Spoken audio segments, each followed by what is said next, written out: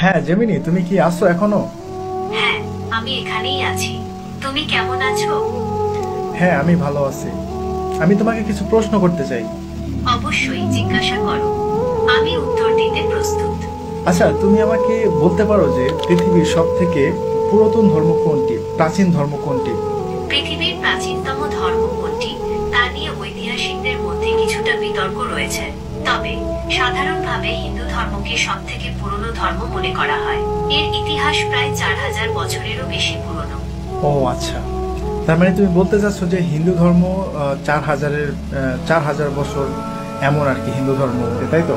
হ্যাঁ, মোটামুটি 4000 বছর আগে এই ধর্মের উৎপত্তি। আচ্ছা, তাহলে এখন বলো যে ইসলাম ধর্ম কত পুরনো, ইসলাম ধর্মের বয়স কত? ইসলামের ইতিহাস 1400 বছরেরও বেশি পুরনো। এটি সপ্তম শতাব্দীতে আরবে মহানবী হযরত মুহাম্মদ শাহের মাধ্যমে প্রচারিত হয়। ও আচ্ছা, আপনারা এখনই কেউ ভিডিও স্কিপ করে যাবেন, ভিডিওটি শেষ পর্যন্ত দেখুন, অনেক কিছু জানতে পারবেন।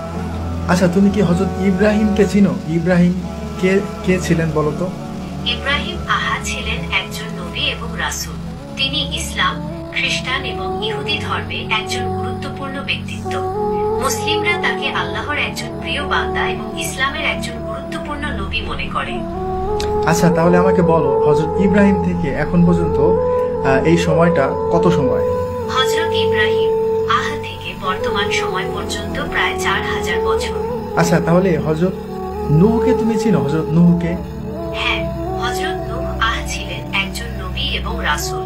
তিনি আল্লাহর আদেশে একটি বিশাল নৌকা তৈরি করেছিলেন এবং সেই নৌকায় বিভিন্ন প্রাণী ও মানুষকে বাঁচিয়েছিলেন। হযরত নূহ এর সময়কালে মহাপ্লাবন হয়েছিল, যা ইতিহাসে একটি গুরুত্বপূর্ণ ঘটনা। আচ্ছা, তুমি আমাকে আরেকটি বিষয় বলো যে পৃথিবীতে মূর্তি পূজা কবে থেকে শুরু হয়েছে? পৃথিবীতে মূর্তি পূজা ঠিক কবে থেকে শুরু হয়েছে তা স্পষ্ট করে বলা কঠিন। তবে ঐতিহাসিক ও প্রত্নতাত্ত্বিক প্রমাণ থেকে জানা যায়, প্রাচীন মেসোপটেমিয়া, মিশর এবং ভারত সহ বিভিন্ন সভ্যতায় খ্রিস্টপূর্ব কয়েক হাজার বছর আগে থেকেই মূর্তি পূজার প্রচলন ছিল। আচ্ছা, ঠিক আছে। আনুমানিক এর বয়সটা কত হবে? আনুমানিক খ্রিস্টপূর্ব 5000 বছর আগে মেসোপটেমিয়ায় প্রথম মূর্তি পূজা শুরু হয়েছিল বলে মনে করা হয়। ওকে, হযরত নূহ থেকে এখন পর্যন্ত এই সময়টা কত সময়? হযরত নূহ থেকে বর্তমান সময় পর্যন্ত প্রায় 6500 বছর। ওকে, তাহলে এখন ইসলামে হাদিস রয়েছে হযরত নূহ আলাইহিস সালামের সময়ে মূর্তি পূজা শুরু হয়েছিল। তো এখন আমরা কি মনে করতে পারি না যে ওই মূর্তি পূজাটাই মানে কালের পরিবর্তনে আস্তে আস্তে এটা মিশর এবং ভারত উপমহাদেশে চলে এসেছিল? হ্যাঁ, হযরত নূহ এর সময়কালে মূর্তি পূজা শুরু হয়েছিল এবং সময়ের সাথে সাথে এটি অন্যান্য অঞ্চলে ছড়িয়ে পড়েছিল।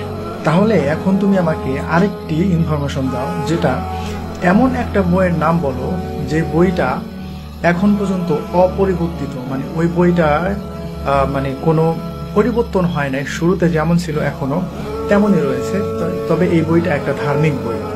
মুসলমানদের পবিত্র ধর্মগ্রন্থ কোরআন অপরিবর্তিত রয়েছে। এটি একটি ঐশ্বরিক গ্রন্থ যা আরবি ভাষায় অবতীর্ণ হয়েছে। মুসলমানরা বিশ্বাস করে কোরআন আল্লাহর বাণী এবং এটি মানবজাতির জন্য পথ প্রদর্শক। তাহলে কি এমন একটি গ্রন্থ যে গ্রন্থের মধ্যে কোনো পরিবর্তন নাই, যেটা ধার্মিক গ্রন্থ, তো এমন একটি মানে গ্রন্থের কোনো একটা ইতিহাস বা কোনো একটা ইনফরমেশন যদি এই গ্রন্থ থেকে দেয়া হয়, তাহলে সেটা কি বিশ্বাস করা যায়? হ্যাঁ, অবশ্যই। কোরআন অপরিবর্তিত থাকায় এর ঐতিহাসিক তথ্যগুলো নির্ভরযোগ্য বলে বিবেচিত হয়। এখন তুমি আমাকে আরেকটি কথা বলো, তুমি যে প্রথমে বলেছিলে যে হিন্দু ধর্ম 4000 বছর পুরনো, কিন্তু যখন মুসলিম ধর্মের কথা বলেছি তো তখন তুমি বললে যে এটা 1400 বছর পুরনো। কিন্তু আমি তোমাকে ধরিয়ে দিলাম এবং আমি মুসলিমদের ইতিহাস সম্পর্কে তোমাকে জানালাম যে ইসলাম ধর্ম কবে থেকে শুরু।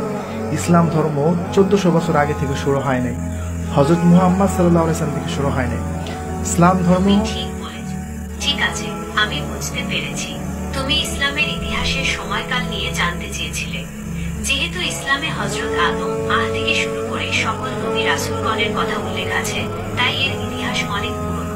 তবে হযরত মুহাম্মদ এর মাধ্যমে এই ধর্ম পূর্ণতা লাভ করে। হ্যাঁ, এটা বলা যায় যে হযরত মুহাম্মদ সাল্লাল্লাহু আলাইহি সাল্লামের হাত ধরে ইসলাম ধর্মের যে পূর্ণতা সেটা লাভ করে, কারণ হযরত মুহাম্মদ সাল্লাল্লাহু আলাইহি সাল্লামের পরে আর কোনো নবী আসবে না এবং এখানে ইসলাম সম্পূর্ণ করে দেওয়া হয়েছে। তবে ইসলামের শুরুটা হচ্ছে হযরত আদম থেকে, নূহ, ইব্রাহিম, তারপরে হযরত মুহাম্মদ সাল্লাল্লাহু আলাইহি সাল্লাম, আর অনেক মাঝখানে অনেক নবী রাসূলগণ